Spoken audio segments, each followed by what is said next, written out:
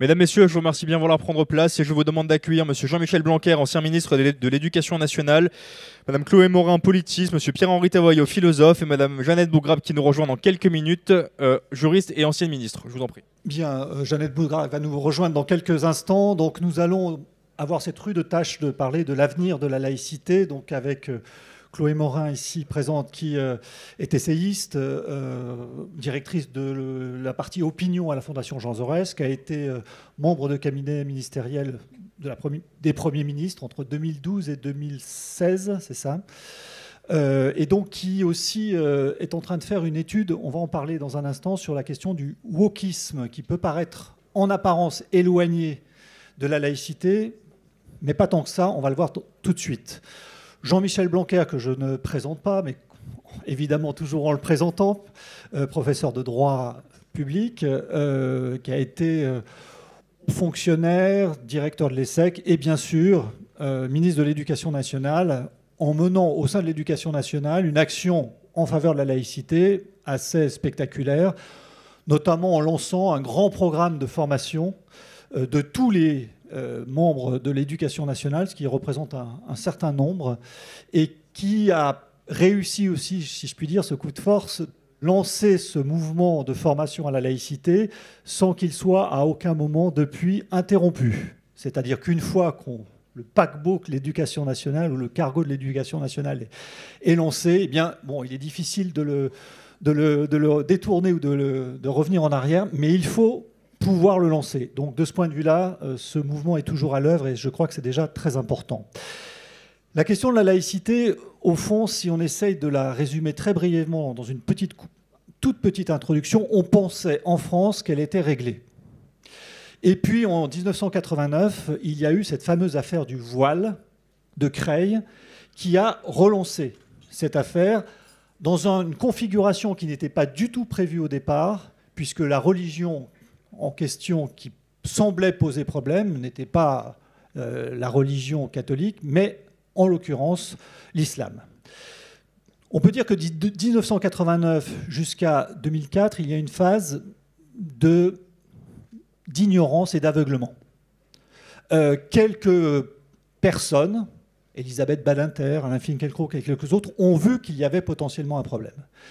À partir de 2004, une loi se tient, cette loi qui interdit, une loi rare en France puisqu'elle ne contient qu'un article.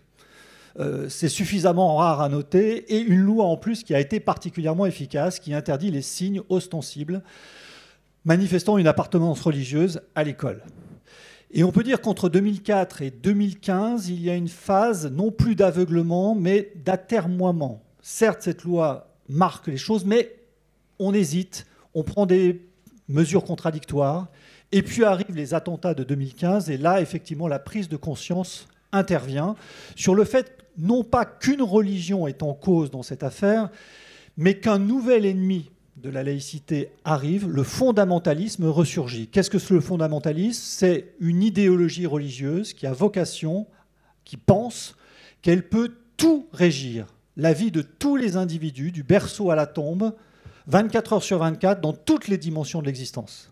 Que la loi de Dieu, de ce Dieu, prime sur toutes les autres lois. Et donc cette prise de conscience arrive avec une situation aujourd'hui où on pourrait dire que la laïcité est attaquée de deux côtés. D'un côté, qui est le côté effectivement prévisible, une religion dans sa dérive fondamentaliste, qui considère que la laïcité est une atteinte et une attaque contre la religion en général et l'islam en particulier, mais aussi un deuxième ennemi, peut-être imprévu au départ, qui va considérer que la laïcité, c'est une atteinte aux identités individuelles en général et minoritaires en particulier. Et qu'au nom de l'hyper-individualisme, on peut considérer que cette laïcité constitue une oppression à l'égard de la possibilité pour un individu d'exprimer librement ce qu'il pense.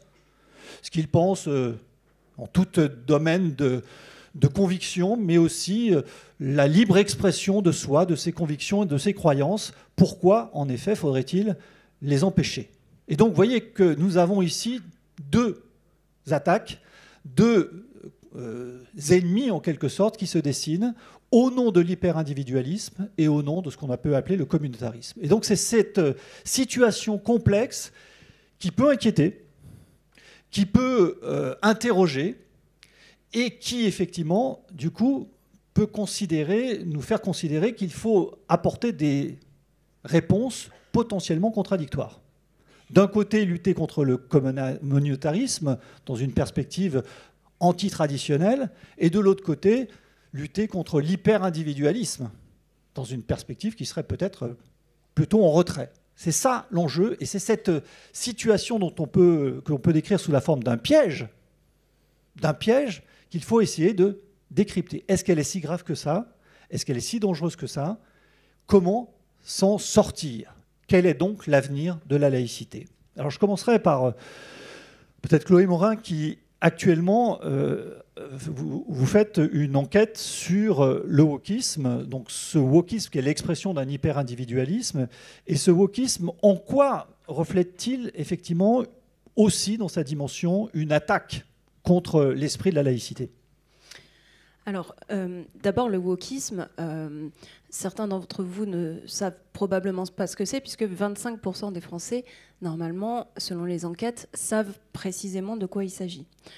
C'est une nébuleuse de pensée, plus qu'une idéologie à proprement parler, qui agrège un certain nombre de concepts, mais si on voulait le définir de manière assez simple, c'est une idéologie qui considère que les discriminations sont très nombreuses vis-à-vis d'un certain nombre de minorités et qu'il faut combattre ces discriminations par tout moyen. Là où ça rencontre la problématique de la laïcité, c'est par exemple que lorsque la laïcité considère qu'il faut limiter le port du voile, par exemple, ou limiter un certain nombre d'expressions religieuses, eh bien, les woke considèrent, eux, qu'il n'y a pas de limite à l'expression religieuse et qu'il ne faudrait pas offenser une communauté, en l'occurrence la communauté musulmane, et donc que la laïcité, par conséquent, est quasiment une arme contre une minorité, en l'occurrence la minorité musulmane. De la même manière, la liberté d'expression devrait être limitée parce qu'il ne faut offenser aucune minorité. Et donc là, par exemple, les woke peuvent tout à fait défendre l'idée qu'il ne faudrait pas caricaturer les religions, alors même qu'en France, on peut caricaturer les religions de manière encadrée, évidemment, mais de manière quand même assez large. Et donc, qui dit laïcité dit liberté de caricaturer les religions. Et je vais vous livrer un certain nombre de sondages que j'ai fait pour mon livre parce que ça permet de poser un certain nombre d'éléments. Quand on demande aux Français aujourd'hui, doit-on pouvoir rire des sujets suivants? Quand on demande les religions, c'est 68% qui considèrent qu'on doit pouvoir rire des religions. Vous allez me dire c'est assez élevé, mais c'est 15 points de moins qu'en octobre 2015. Alors octobre 2015, c'est l'année de référence. En fait, c'est une enquête qui avait été faite après les attentats, l'année des premiers attentats, enfin si on accepte en tout cas celui de 2012, mais cette année-là, il y avait eu cette enquête qui avait été faite et j'ai voulu la refaire justement pour voir comment les choses évoluaient. Et 15 points de moins, c'est quand même très significatif. Quand on demande si on doit pouvoir rire des communautés selon l'origine ou la religion, donc là de toutes les communautés, c'est 71%, donc c'est là aussi 15 points de moins. Donc on a quand même une tendance à vouloir brider en fait la capacité à rire, à se moquer des différentes communautés et religions. Quand on demande les religions doivent-elles pouvoir faire l'objet de caricatures, 32% des Français disent oui sans limite, 44% disent oui mais en prenant des précautions pour ne pas blesser les gens, et 24%, ce qui est quand même significatif, disent non, il vaut mieux éviter. Donc là encore, et cet élément-là est en hausse de 5 points. Donc pareil, on n'est pas tellement sur une pente très positive, en tout cas à mes yeux. Ensuite, 85% des Français estiment que l'on ne peut pas rire de toutes les communautés de la même manière en France. Donc, on voit bien qu'il y a un sujet vis-à-vis de certaines communautés, et notamment religieuses. Et lorsqu'on pose la question en fonction des communautés, et pas que religieuses évidemment. De quelle communauté trouvez-vous qu'il est le plus compliqué de rire? La communauté musulmane arrive en premier et de très loin à 79%, devant la communauté homosexuelle à 44%, noire à 43%, et je descends des échelons parce qu'il y a d'autres communautés qui sont testées en dessous, mais la communauté juive arrive à 34%, plutôt bas dans le classement en fait, et la communauté chrétienne à 10%. Donc là encore, il y a quand même un regard qui est porté sur la manière dont les uns et les autres tolèrent l'offense en fait, qui est un regard assez tranché, on va dire. Et enfin, j'ai testé parce que une partie des idées woke consiste à dire que l'offense faite à une minorité est absolument intolérable. J'ai testé l'idée que est-ce que finalement on peut avoir recours à la violence pour empêcher quelqu'un de proférer des paroles offensantes, par exemple racistes ou sexistes. C'est ce qu'on voit sur les campus américains aujourd'hui.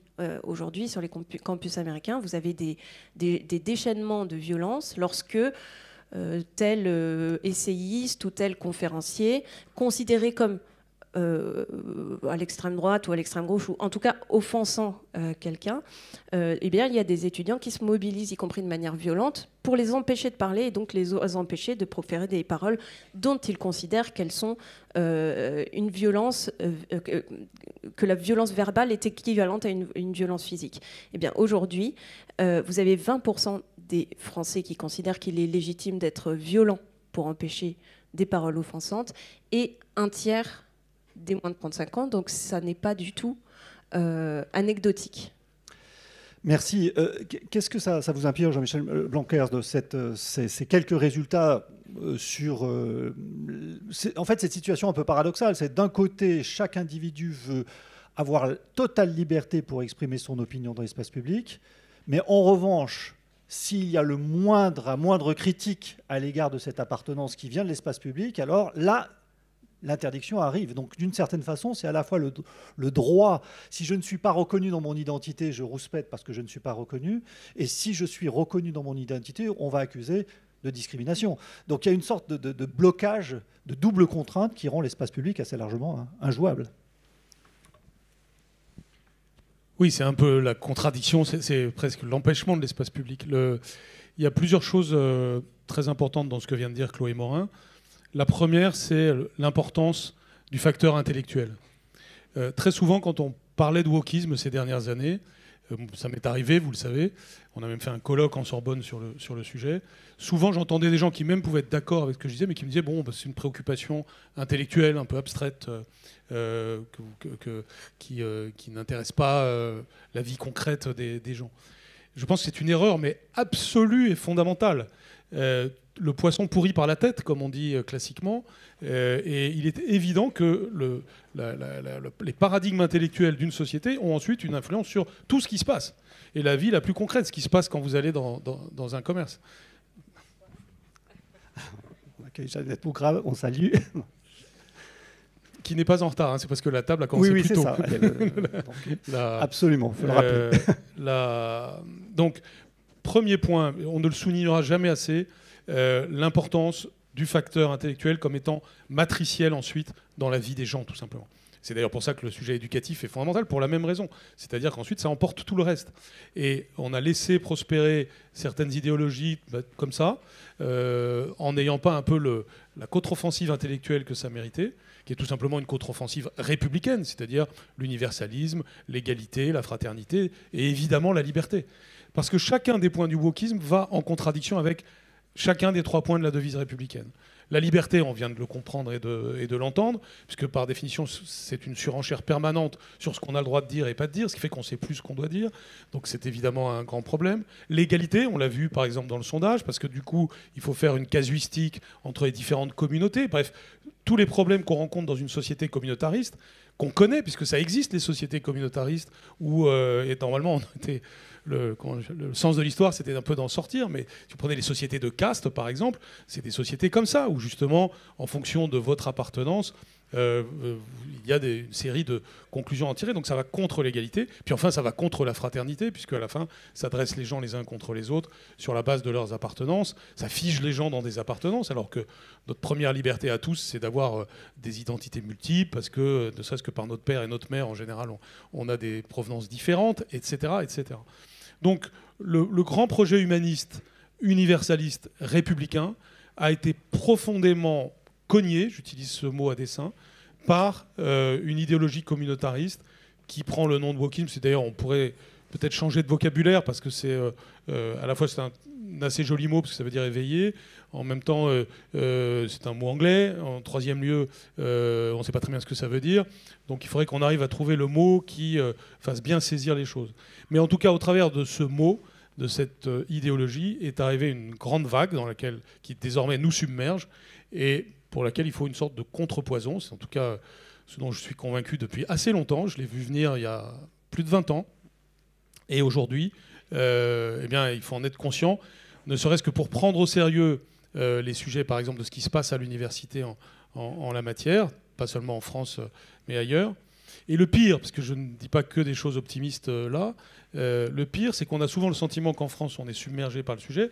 Et pourtant, nous sommes probablement un des pays, voire le pays, qui réagit le plus à ça, qui est le plus conscient du problème et qui a le plus, je dirais, le contrepoison, précisément parce que nous sommes très républicains, baignés de liberté, d'égalité, de fraternité, que nous savons parfaitement que la liberté religieuse existe pleinement en France et que c'est pas parce qu'on est dans une république laïque qu'on n'a pas le droit de croire ou de ne pas croire, bien au contraire.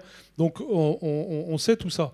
Et il faut bien voir que ce mouvement parti notamment des États-Unis, avec le rôle évidemment profond des États-Unis après dans la circulation des idées à l'échelle mondiale, ce mouvement finalement naît dans un pays qui, au départ, est une république comme nous. Nous avons une sororité de ces deux républiques à la fin du XVIIIe siècle, mais il y a ensuite une forme de divergence liée à toute une série de facteurs qui fait qu'en réalité, c'est un contre-modèle par rapport à ce que nous sommes. En pratique, concrètement, ce que ça veut dire sur ce contre-modèle, c'est que par exemple, vous avez des fondations américaines qui, pendant les décennies précédentes, ont invité des jeunes des banlieues françaises aux États-Unis pour leur expliquer que le modèle républicain à la française, c'était quelque chose de désuet, que c'était quelque chose de discriminant, tandis que le modèle communautariste, c'était drôlement bien. Et ils sont revenus, d'ailleurs certains, on les connaît maintenant dans le débat public, ils ont été formés là-bas, certains que vous voyez sur des chaînes d'information continue en permanence, etc. Ils ont ce logiciel et ils l'appliquent. Et nous avons laissé faire cela, et aujourd'hui, le prix à payer est très cher. Bien entendu, il n'est jamais trop tard, mais il faut avoir conscience de cette importance de cela. De ce point de vue-là, ce que vous faites, Pierre-Henri, c'est essentiel. J'en profite pour le dire, parce que comme vous êtes l'animateur, vous n'avez pas à le dire vous-même, mais le diplôme universitaire que vous avez créé sur la laïcité à la Sorbonne, c'est essentiel parce que ça prend le sujet à la racine, et ça permet ensuite d'avoir des gens qui ont, je dirais, le bon logiciel pour parler de laïcité, et plus globalement pour avoir la vision républicaine. Et je terminerai en disant que, en poursuivant ce que disait Chloé Morin sur le lien entre laïcité et wokisme, en tout cas entre le lien évidemment d'opposition entre laïcité et wokisme, c'est qu'il y a évidemment un lien très important. C'est cette matrice intellectuelle de différenciation permanente qui aboutit à la fragmentation des sociétés, et le wokisme n'est jamais qu'un mouvement qui prône la différenciation à l'infini. C'est d'ailleurs quelque chose qui a vocation à mourir un jour, parce que quand on va jusqu'à la logique ultime de la différenciation, il y a toujours plus différentialiste que soi, il y a toujours plus discriminé que soi. Donc on le voit bien d'ailleurs dans le débat public, certains sont dépassés par la bête qu'ils ont créée en quelque sorte. Mais il n'empêche, aujourd'hui c'est quelque chose de dominant, et c'est notre modèle républicain qui est questionné par cela, et donc il faut en être conscient et travailler à ce que, évidemment, cette idéologie-là ne vienne pas casser le modèle républicain. Une des forces... oui, je vous en prie. Une des forces de la situation française que vous avez évoquée, c'est aussi le fait que cette défense de la laïcité et cette hostilité au wokisme n'est pas ancrée politiquement. C'est-à-dire qu'aux États-Unis, clairement, les woke, ce sont les démocrates, on va dire, pour l'essentiel. Les anti-woke, ce sont les républicains. C'est extrêmement clivé. Ce n'est pas le cas en France, puisqu'on trouve à gauche comme à droite dans ce qu'on appelle l'arc républicain, une défense virulente de la République, de la laïcité, même si cette laïcité qui était une valeur de gauche a été parfois, pour une partie de la gauche, abandonnée, et et aussi par la droite également, cette dimension transpolitique est en effet une force. Jeannette Bougrab, je vous ai présenté tout à l'heure, juriste, ancienne secrétaire d'État à la jeunesse, ancienne présidente de la HALDE. Cette question de la valeur républicaine et de la laïcité prise dans l'étau qu'on essaye pour le moment d'envisager avant de passer aux réponses possibles, l'étau entre ce qu'on peut dire une sorte de dialectique de la liberté, c'est-à-dire une liberté qui est en train de se retourner contre elle-même. C'est-à-dire, au fond, l'éloge de la liberté devient, par exemple, pour une jeune fille qui porte le voile, de dire « j'ai le droit de porter ce voile, c'est mon choix, c'est mon droit », ce qui revient à dire « j'ai le droit, au fond, de ne pas avoir de droit ». J'ai le droit d'être opprimé. Voilà un peu la formule que ça représente. C'est cette mécanique assez trouble, assez perverse, au fond, où d'une certaine façon, la liberté est en train de se renverser contre elle-même.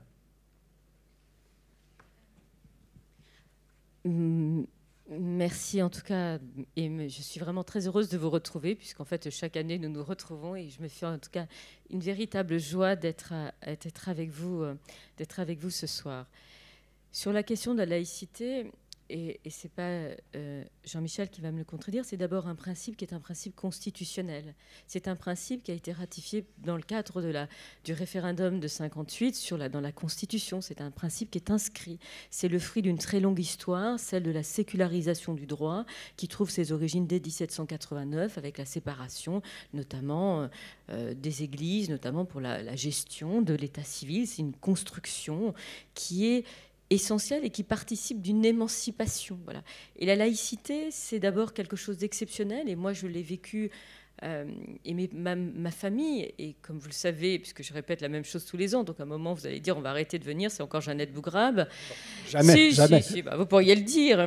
C'est que moi qui suis une berrichonne des parents harkis, quand on est une fille de culture... et de culture arabe et musulmane, même si nos parents ne pratiquaient pas de la même manière, c'est que la laïcité, pour nous, c'était quelque chose d'exceptionnel, d'aller à l'école et de ne pas avoir, d'être libre, de pouvoir avoir un esprit critique, de pouvoir penser par soi-même, de pouvoir se détacher de tout. C'était quelque chose d'exceptionnel. La laïcité est ce principe formidable qui permet d'émanciper les femmes. C'est un principe qui est respectueux des religions et aujourd'hui qui est remis en cause à plusieurs niveaux. Et c'est un véritable désastre. Mais vous le savez que depuis... vous avez rappelé que j'étais présidente de la HALDE. Quand je me suis battue pour Babylou, une petite crèche associative qui était à Chanteloup-les-Vignes, et vous avez vu que la Première ministre a fait son comité interministériel de la ville à Chanteloup-les-Vignes, où ça a brûlé au moment des émeutes de Noël, mais de manière... Enfin, vous allez à Chanteloup-les-Vignes, c'est un autre monde. Et tous ceux et Jean-Michel a vu à quel point il était attaqué parce que tu défendais le principe de laïcité, un principe qui est constitutionnel. On n'est pas le Royaume-Uni qu'avec une religion officielle, mais enfin, on a été attaqué, traîné dans la boue, et dès que vous défendez la laïcité, on vous sort la carte de l'islamophobie et vous êtes traîné devant des juridictions. Et donc c'est d'une violence terrible. Et je lisais, donc, mais je ne sais pas ce qu'il en est, car je ne voudrais pas me prononcer, mais qu'effectivement, à l'école primaire à Nice, des gamins en soient organisés des prières dans l'école. Vous avez vu cette école municipale à Nice. Enfin, quand on n'est même pas capable de faire respecter le principe de laïcité dans une école primaire, vous comprenez, on peut avoir tous les débats théoriques que l'on veut, ça ne marche pas. Il y a un problème fondamentalement d'autorité dans les écoles. Et donc, et là, c'est pas le voile. Des gamins prennent l'initiative de décider de prier. Alors, on a eu cette époque où il y avait la question des crucifix dans les écoles, où on a eu la question des interdictions des sonneries de cloches. Mais si l'État n'est pas ferme, si l'État ne fait pas de compromis avec des principes qui sont des principes constitutionnels, et si l'État a été pendant très longtemps extrêmement lâche, et il est responsable de cette situation-là. Et je vais vous raconter une histoire qui va... Alors on m'a demandé d'intervenir parce que, et en même temps je suis, pardonnez-moi, vous savez très bien que chaque fois mes discours sont toujours très déconstruits. Mais vous vous rendez compte qu'au Conseil d'État, on a eu affaire à juger l'abaya dans les écoles, parce que c'est quand même assez surprenant. C'est-à-dire qu'on est obligé d'aller devant la plus haute juridiction, parce qu'en réalité, quand la tenue vestimentaire prime sur la transmission des savoirs. C'est-à-dire qu'on ne vient pas à l'école pour apprendre ou à lire. Moi, je fais partie d'une génération, j'ai 50 ans. Donc, je suis plus âgée que vous. Et donc, mes parents n'ont pas eu la chance d'aller à l'école. Et ma mère nous répétait chaque jour que Dieu fait, même si je suis athée, il m'arrive d'utiliser ce genre d'expression. Tu as de la chance, tu es né en France, tu vas pouvoir aller à l'école. Et nos parents ne seraient pas venus à l'instant, à un moment, nos parents n'auraient jamais pu penser qu'on aurait dû créer un trouble à l'ordre public, parce que c'est ça dont il s'agit, pour primer sur une pratique rituelle qui est contestée, y compris dans les pays arabo-musulmans. De penser que porter l'abaya est une pratique religieuse incontestée du monde musulman, et que si vous rentrez avec une tenue vestimentaire classique, eh bien, vous portez atteinte à la religion. Mais où vous avez vu des trucs pareils? Où des chefs d'établissement ont pu penser que porter l'abaya était la marque d'un respect d'une religion, et que vous portiez une atteinte inacceptable à une liberté cultuelle? Où on en est réduit en France, vous savez, Nietzsche disait qu'on allait périr par les outils de l'état de droit, et vous en avez aujourd'hui un exemple en France. Quand vous avez le maire d'une ville, dont je tairai le nom, parce que ce serait lui faire trop de publicité, qui vient au Conseil d'État parce qu'en fait, il veut que des burkinis puissent être autorisés dans les piscines. Le burkini n'existe pas en Algérie. Le burkini est interdit au Maroc. Mais il se déplace lui-même. Il n'a rien à voir avec la religion. Il n'a rien à voir avec l'immigration. Mais il vient expliquer devant... Non, c'est important, parce que le woke ou la cancel, je pense que c'est une question qui concerne une partie des élites, et une partie des élites de l'éducation nationale qui sur un certain nombre de choses. Mais au quotidien, quand vous êtes devant ça, c'est le bon sens qui doit l'emporter, c'est le bon sens paysan. Mais quand vous avez un élu qui vient avec différentes tenues, et en expliquant aux juges, bah là, vous voyez, c'est comme ça, c'est comme ci, c'est comme ça. C'est inacceptable. C'est inacceptable. Suite à un assassinat monstrueux, inacceptable, on est en France, on assassine des professeurs d'histoire géo. Et enfin, on peut débattre de la cancel, on peut parler du woke, mais quand des principes fondamentaux, quand on en vient à se dire que des professeurs ont peur de venir à l'école parce qu'ils peuvent être assassinés au nom d'une prétendue religion, ce n'est pas acceptable. Voilà. Merci. Non, mais je vais juste finir. Après, je redonne la parole. Juste pour finir, il faut... Moi, je vais vous dire, j'ai une amie qui est professeure dans un collège dans le centre de Paris. J'ai pas dit en Seine-Saint-Denis, j'ai dit dans le centre de Paris. Alors, elle me dit, il faut que tu viennes, il y a des abayas dans son école, ça se passe pas toujours très bien, mais c'est une femme exceptionnelle. Pour moi, cette femme est une sainte. Je sais pas, vraiment, on ne sait pas. Elle me dit, ce serait bien que tu viennes expliquer le principe de laïcité en classe. J'ai dit, oui, bien sûr, pas de problème. Je dis, oh là là, je vais me faire agresser. Et certains de ces élèves, ils sont gentils. Mais ce qui m'a interpellée, c'est que sans l'école, si jamais l'école les lâche, ils seront perdus. Et l'école les porte à bout de bras. Je ne veux pas du tout attaquer ni les parents, ni les familles monoparentales. Étant moi-même mère seule de 2 enfants, je ne veux pas dire que éventuellement je serai à l'origine de l'échec de 2 enfants. Mais il faut voir comment cela se passe, une classe. Moi, vous vous rendez pas compte de la... D'abord, et vous avez raison de le dire, ils pensent qu'aux États-Unis c'est mieux. Je leur ai dit, vous êtes sûr qu'aux États-Unis c'est mieux?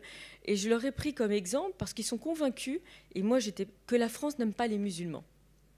C'est-à-dire quand vous avez des gamins de classe de 3e qui sont dans le cœur de Paris, j'ai pas dit à Stains, j'ai pas dit dans les quartiers nord de Marseille, j'ai dit dans le cœur de Paris. Ils me disent, mais on voit pas pourquoi, suite à des décisions courageuses du ministre de l'Éducation nationale, Gabriel Attal, sur la question de l'abaya, ils me disent, mais ils n'aiment pas les musulmans. Je dis, pourquoi vous dites ça? Et ensuite, je leur ai... Mais aux États-Unis, c'est mieux, on peut faire ce que l'on veut. Je dis, ah, c'est sûr, aux États-Unis, on peut faire ce que l'on veut. D'ailleurs, il y a... Comment vous pouvez penser ça? Parce que je leur parlais du Ku Klux Klan. J'ai dit, moi, quand j'étais enfant, ce qui me traumatisait, c'est effectivement cette conception d'une liberté absolue fait que vous avez des gens qui défilent avec une cagoule blanche et qui pensent qu'il y a l'inégalité des races. J'ai dit, c'est ça votre modèle idéal de cela? Et ensuite, mais là, je ne sais pas si on peut projeter, j'aurais dû demander si on pouvait projeter quelque chose. Et j'ai commencé en me disant, je faisais pas uniquement les dessins de Xavier Gorce, Cela dit, ça va dans ton sens. Non, parce qu'il faut savoir utiliser... Oui, mais vas-y. Oh, et puis après, je ne sais pas si c'est possible de diffuser s'il y a quelqu'un de la technique à côté ou pas, mais si, c'est intéressant de le faire. Et je pense que vous la connaissez. Parce que je ne pouvais pas utiliser face à ces enfants qui étaient effectivement 2/3, qui étaient issus de l'immigration. Voilà, il n'y avait pas de honte à dire cela, moi-même étant issue d'une immigration particulière. Et je leur ai dit, si je vais leur expliquer, etc., ils vont me dire oui, etc. Et je leur ai montré une petite vidéo. Je sais que c'était usé d'un... Parce que pour eux... Interdire le voile, interdire l'abaya, c'est quelque chose qui est vécu comme une agression. Voilà. Même s'ils ne sont pas nécessairement très pratiquants, ils ne comprennent pas. Et je leur ai dit, mais vous comprenez bien que la plupart du temps, quand il y a l'abaya, il y a aussi l'interdiction de la mixité. Vous ne savez pas le nombre de certificats médicaux attestant d'une allergie au chlore de certains nombres de jeunes filles. Ça, c'est impressionnant pour ne pas aller en cours de pied, pour ne pas aller à la piscine, pour ne pas être vu en fait en maillot de bain. Parce que quand on parle de l'abaya, c'est ce qui va avec. Il y a quelques années, il y avait ce collectif d'Emmanuel Brenner sur l'impossibilité d'enseigner la Shoah. C'est-à-dire qu'aujourd'hui, on découvre l'antisémitisme. Moi, je suis assez fascinée par ça. Mais il y a plus de 20 ans, c'était Georges Bensoussan, il disait que des professeurs n'arrivaient pas à enseigner la Shoah. Et aujourd'hui, voilà ce qu'il en est. Et donc j'ai commencé, en fait, et donc ça va être ma conclusion, parce que je sens bien, alors, parce qu'on se connaît, que je dois la tête directement, je me suis dit, ça sert à rien d'aller parler des grands, d'aller chercher Voltaire, Condorcet, ça ne servira à rien. Voilà. Et donc je leur ai dit, tout le monde connaît l'Égypte, est-ce que c'est un pays musulman, un pays chrétien? Je vais faire comme avec les élèves de 3e. Alors l'Égypte, pays musulman, pays chrétien, pays athée, pays arabe, non arabe, musulman. Donc, je vous dis, quelqu'un connaît Nasser? Le seul élève qu'il connaissait, c'est un élève qui venait d'Algérie. Ça faisait 2 mois qu'il était en France et il était très au-dessus des autres. Alors, je leur expliquais, Nasser, dans les années 53, il est devant, et il y avait déjà les frères musulmans. Et vous connaissez toute cette vidéo, peut-être que la technique, ils vont réussir peut-être à me mettre... Non, c'est bon, parce qu'on n'a plus le temps. Oh mince. Mais laissez-moi juste terminer là-dessus, puisque à chaque fois, on parle des frères musulmans, les fréristes, le Qatar, tout ce que vous voulez. Et vous avez cette conférence incroyable, où vous avez Nasser, avec y compris, je reconnaissais par d'ombre, pour ceux qui ont lu Amin Malouf, qui expliquait qu'il avait reçu la confrérie des frères musulmans. Et la première chose, donc ils sont en négociation, la première chose que demande le leader de la confrérie des frères musulmans, c'est d'imposer à toutes les femmes égyptiennes de porter le voile. La même salle qu'aujourd'hui, ils se mettent à rire, à ricaner, en disant « mais il a qu'à le porter lui-même ». Et Nasser dit « mais c'est nous renvoyer aux temps les plus obscurs où les femmes devaient sortir que le soir ». Et il pose la question au leader des frères musulmans, il dit « mais t'as une fille ?»« Oui, oui. » « Elle fait des études de médecine ?»« Tout à fait. »« Est-ce qu'elle porte le voile ?»« Non. » Il me dit « et tu demandes à moi d'imposer à 10 millions de femmes de porter le voile ?» Et la salle se met à rire. Aujourd'hui, s'il y avait un Nasser qui s'exprimerait devant ça, on l'accuserait d'être islamophobe, de porter atteinte à une minorité qui est opprimée socialement, et pourtant... C'était un arabe dans un pays musulman qui riait des frères musulmans, qui avait cette idée impensable, inimaginable, de vouloir imposer aux femmes de porter le voile. Alors que nous, en France, on est encore à chercher des excuses, à se dire qu'en fin de compte, porter le voile serait presque un signe d'émancipation des femmes. Voilà. Merci. Deux questions, peut-être une pour Chloé et une pour Jean-Michel. Chloé, est-ce que dans les enquêtes d'opinion et l'enquête que vous avez faite, on sent un clivage générationnel par rapport à la laïcité? Il y a beaucoup de témoignages. Et puis, pour Jean-Michel, juste après, ça serait sur la dimension internationale. C'est-à-dire, voilà, on se sent un petit peu comme des villages gaulois en France, en disant la laïcité, c'est français, il n'y a que nous au monde et on est attaqué de toutes parts. Est-ce que c'est autant le cas? Donc d'abord sur le clivage intergénérationnel. Oui, il y a un clivage intergénérationnel. Et il y a, en gros, les moins de 35 ans ont une compréhension de la laïcité qui a beaucoup plus tendance à associer la laïcité à quelque chose qui est offensant et qui est discriminant, notamment vis-à-vis des musulmans. Tout à l'heure, je vous ai trouvé plutôt optimiste sur le fait que de gauche à droite, finalement, on trouve des gens pour combattre le wokisme, parce qu'au fond, du wokisme, on n'en trouve qu'à gauche aujourd'hui, et on en trouve même de plus en plus. Et moi, je vais vous citer un autre sondage qui m'a beaucoup frappée.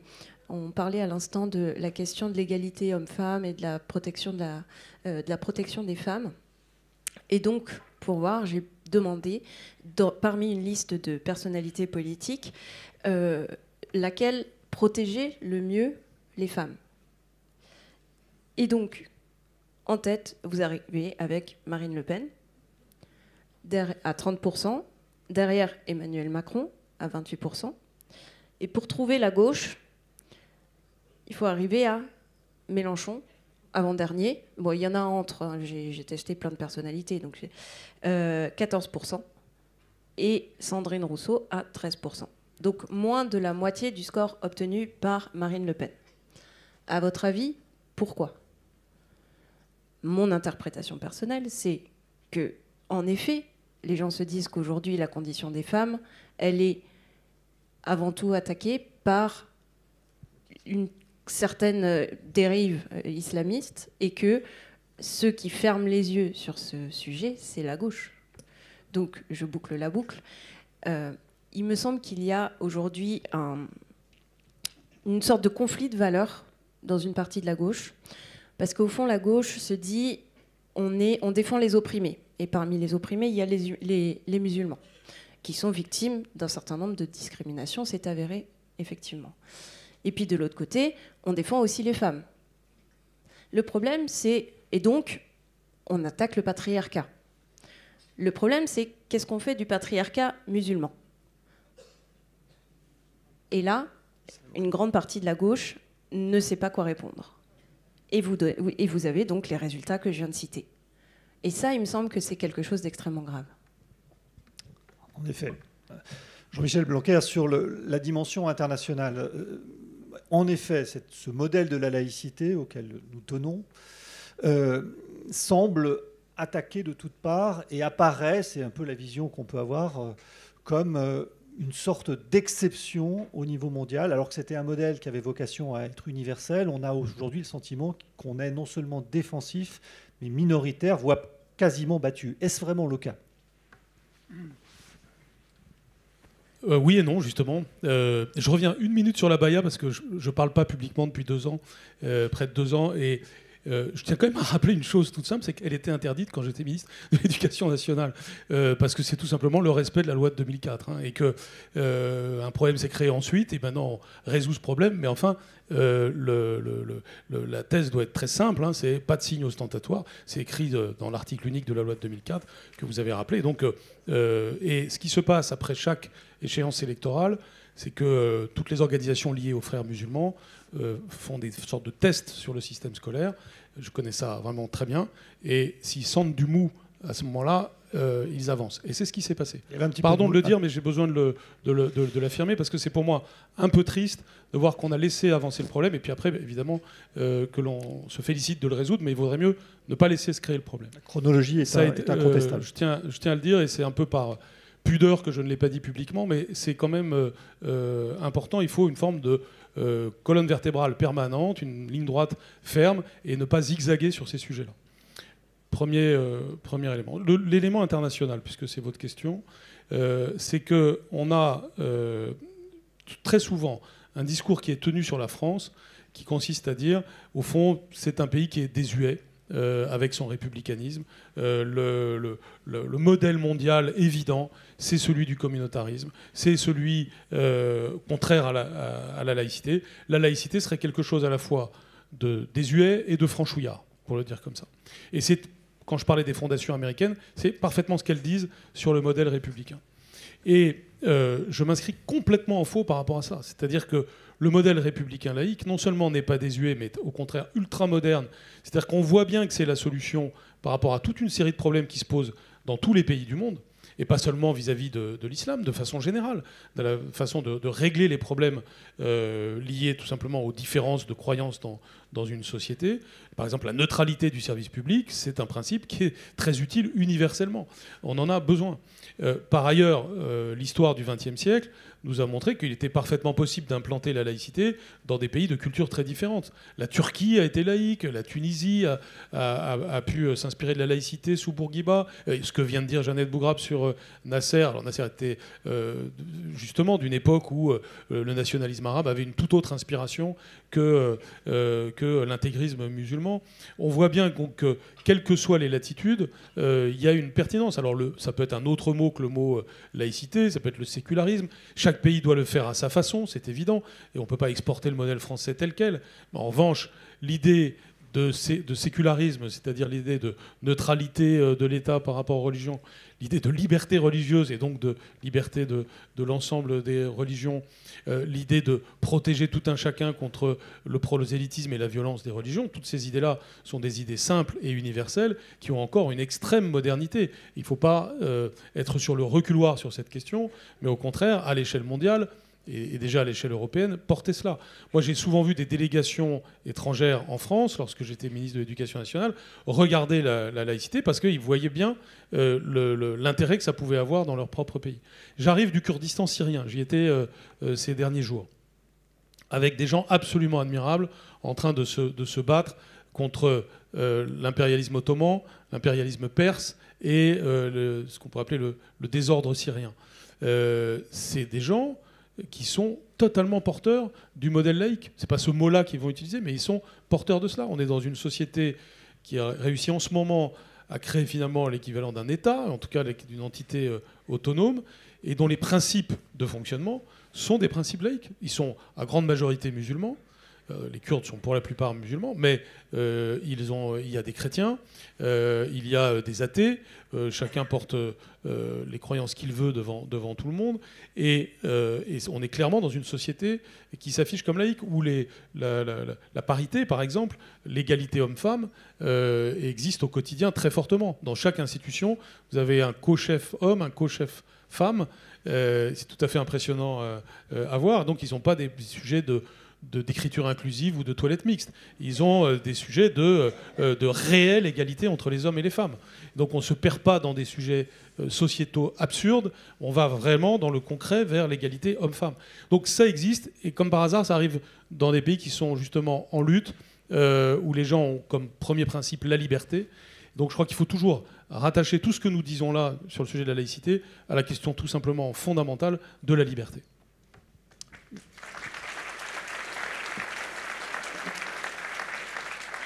Merci beaucoup. On va peut-être prendre des questions. Alors, je rappelle la règle du jeu, des questions brèves et puis éventuellement aussi des réponses brèves. Qui veut prendre la parole? Oui, monsieur, peut-être ici. Et puis ensuite, monsieur, oui, les jeunes. Voilà, le micro va arriver. Je vois aussi un autre. Donc, il y a pour le moment 4 questions repérées. Voilà. Alors, le premier, allez-y, commencez, vous avez le micro le premier, après ce sera à vous. Merci. Bonjour, merci beaucoup. Alors, je suis étudiant en relations internationales et j'avais une question justement sur l'avenir de la laïcité. Parce que là, on a beaucoup parlé de laïcité, de ce que vous avez fait, Monsieur Blanquer, et ce qui a été fait dans les années précédentes, mais on n'a pas vraiment d'indication sur qu'est-ce qui devrait être fait dans le futur. Qu'est-ce que Monsieur Attal, le nouveau ministre de l'Éducation, devrait faire pour éviter qu'on ait les mêmes problèmes qu'on a eu avec Monsieur Samuel Paty et aussi Dominique Bernard, qui ont tous les deux été assassinés parce que professeurs. comment faire pour protéger les élèves ainsi que les professeurs de la République? Que devons-nous faire pour l'avenir de la laïcité? Merci. Merci beaucoup pour votre question. Donc peut-être Michel Blanquer, l'expérience de la responsabilité, et puis ensuite Jeannette, pour dire quelques mots sur cette laïcité offensive. Oui. Je sais que c'est votre expression. Oui, il n'y a pas je pense, de nouvelles règles à établir. Il y a à faire respecter les règles qui sont établies. Donc évidemment, il n'y a pas une baguette magique sur le sujet, puisqu'on est dans la société telle qu'elle est, et qu'il faut tout simplement faire avec cette société pour passer à une sorte d'offensive sur la question. Le premier des sujets, c'est quand même la formation des professeurs. Pierre-Henri Tavoyot en a parlé tout à l'heure. C'est qu'est-ce que les professeurs, qui sont 800 000 en France, ont comme formation et comme valeur pour tout simplement l'enseignement de la laïcité. Sachant qu'il ne s'agit pas seulement d'enseigner la laïcité, mais que la laïcité imprègne toute la vie quotidienne. Et donc ça emporte en réalité toutes les valeurs de la République. C'est pour ça qu'un certain nombre de mesures ont été prises en matière de formation initiale et de formation continue des professeurs, qui d'ailleurs portent leurs premiers fruits. Souvent, les professeurs disaient, mais au fond, on se sent mal à l'aise, notamment dans des cas très concrets, pour la façon de réagir à des choses. C'est comme ça qu'on a créé le Conseil des sages de la laïcité, qui est maintenant une instance très consacrée, depuis 2017, présidée par Madame Schnapper, et qui, sans arrêt, est en situation de donner des réponses aux cas concrets qui se posent sur le terrain et à élaborer des normes de référence pour les acteurs. La deuxième chose qui est très importante, c'est que les professeurs ne doivent pas se sentir seuls, même devant des petits problèmes. Il peut y avoir des petits, des moyens ou des grands problèmes au quotidien en matière de laïcité. Et donc c'est tout le sujet de ce qu'on appelle le pas de vague. Là aussi, en 2017, en créant ce conseil, on a dit c'est fini le pas de vague, mais il ne suffit pas de dire que c'est fini pour que ce soit fini. C'est évidemment ce qu'il y a dans les esprits de chacun qui compte. Si vous avez un manque de courage, qui parfois d'ailleurs peut se comprendre, hein, mais en tout cas la volonté de ne pas faire d'histoire, même si le ministre dit c'est fini le pas de vague, c'est pas pour autant que tous les acteurs du jour au lendemain changent d'attitude. Et c'est pour ça qu'on a créé les équipes dans les rectorats pour venir dans les établissements dès que quelqu'un appelle pour ça, le chef d'établissement, mais aussi un professeur ou un parent d'élève. Ça s'est mis en marche, mais évidemment, c'est jamais assez. C'est-à-dire qu'il faut avoir encore plus de personnes dédiées à ça, continuer à faire des campagnes auprès des professeurs sur le fait que dès qu'il y a un problème, il faut le signaler. La formation des chefs d'établissement a évidemment un rôle très important en la matière. Et donc toute cette deuxième dimension, ce qui est ne pas laisser les professeurs seuls face à ce problème, mais avoir un travail d'équipe, est très important. Et puis le troisième sujet, il concerne toute la société, c'est justement la dimension collective du sujet. La laïcité ne peut pas être simplement portée par une sorte d'avant-garde de personnes qui sont très convaincues et qui agissent. Sinon d'ailleurs ça peut apparaître comme une sorte de militantisme isolé et qui peut être presque contre-productif. Il faut que ce soit une valeur, je dirais, sereine, fraternelle, ouverte, tournée vers l'avenir, partagée par l'ensemble de la société. Et donc, c'est un travail à faire aussi, très au-delà de l'école. Je pense à tout ce qui est périscolaire, tout ce qui se passe dans le temps de l'enfant, en dehors de l'école, pour que ces valeurs de laïcité imprègnent les enfants.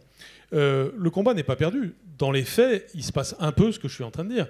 Il y a le mouvement associatif, par exemple, peut être complètement porteur des valeurs de laïcité, plus généralement des valeurs de la République. Et c'est pour ça que nous sommes tous concernés par la question. Ce n'est pas un sujet simplement du pouvoir politique dans les décisions qu'il prend. Il y a des décisions à prendre, il y a de la fermeté à montrer, il y a des perspectives à dessiner, mais il y a aussi une appropriation par la société civile du sujet, en intervenant dans les classes, en proposant des activités et en faisant vivre les valeurs de la République. Les valeurs de la République, ça ne peut pas être juste quelque chose de théorique asséné à un moment au moment d'une leçon. C'est vraiment quelque chose dont les enfants doivent sentir l'intérêt. Exactement ce que Jeannette Bougrab disait tout à l'heure, quand elle disait que c'était merveilleux de sentir la liberté quand on arrivait à l'école, etc.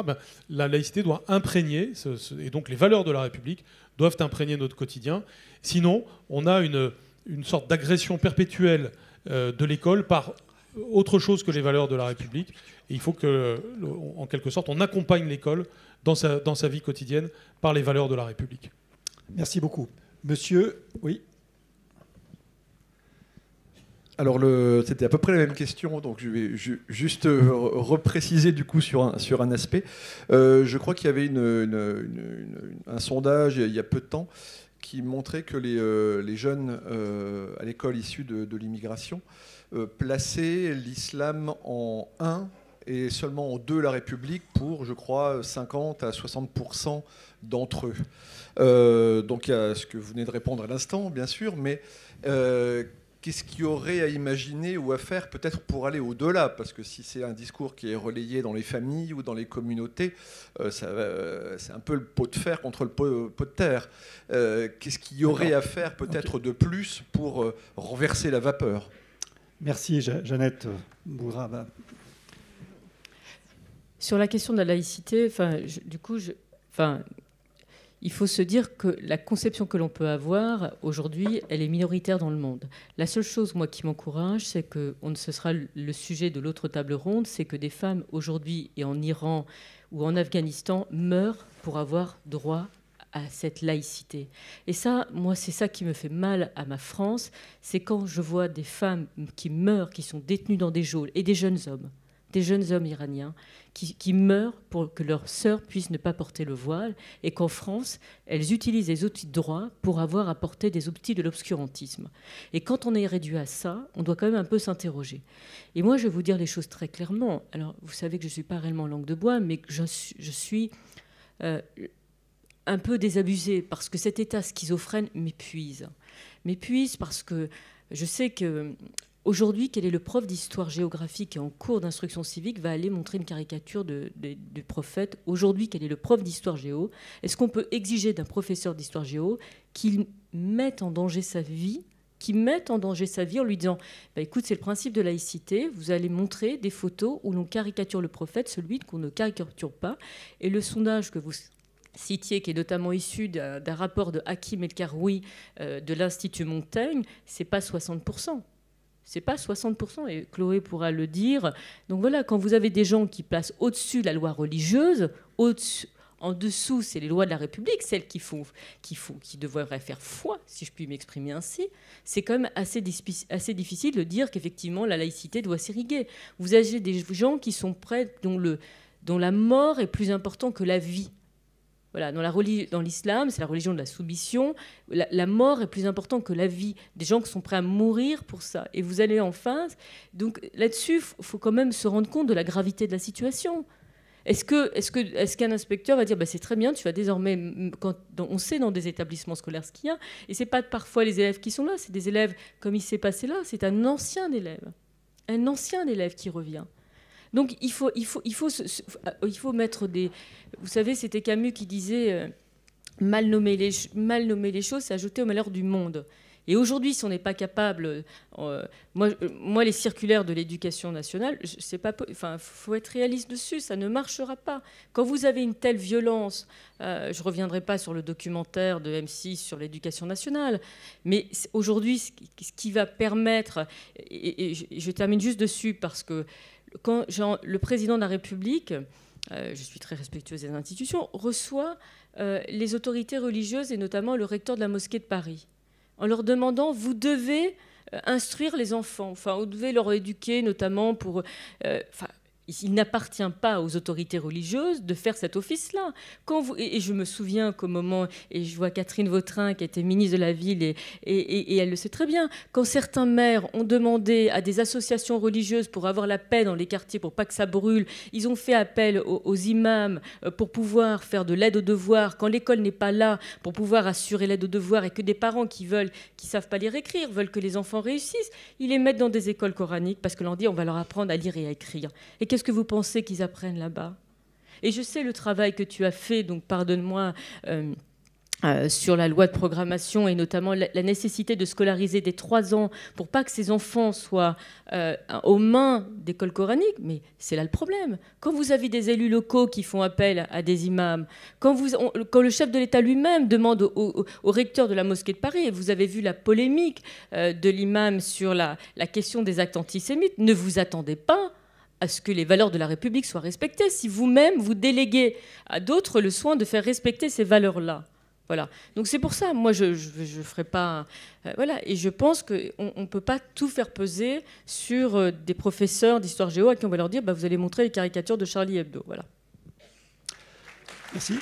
Chloé Morin, vous vouliez revenir sur les sondages justement. Oui, juste un élément, c'est on est là bien sûr sur un problème de conception de la laïcité, de rapport à la religion, mais il dépasse de loin les musulmans. Aujourd'hui, c'est un Français sur deux qui considère que des éléments de son identité, notamment sa religion, est plus importante que sa qualité de citoyen et sa nationalité. Donc tout ça s'inscrit aussi dans une panne du projet républicain et dans une perte de valeur et une impression globalement que l'individu prime sur le collectif.